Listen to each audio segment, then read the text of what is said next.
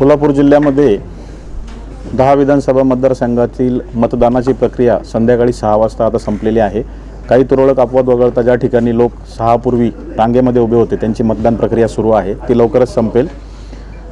या 10 मतदारसंघासाठी कोल्हापूर जिल्हा पोलीस दलातर्फे 3300 पोलीस कर्मचारी, 200 अधिकारी, 4000 होमगार्ड आणि 10 पॅरामिलिटरी आणि स्टेट रिझर्व्ह पोलीसच्या कंपनीज असं मनुष्यबळ हे नेमण्यात आलेलं होतं।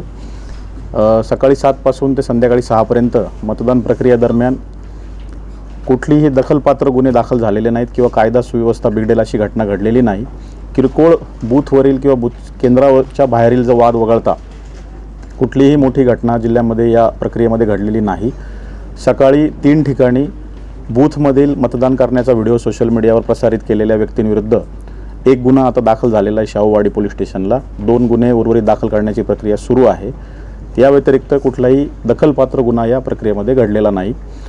एकूणच ही मतदान प्रक्रिया ही शांततेत जिल्ह्यामध्ये पार पडलेली आहे।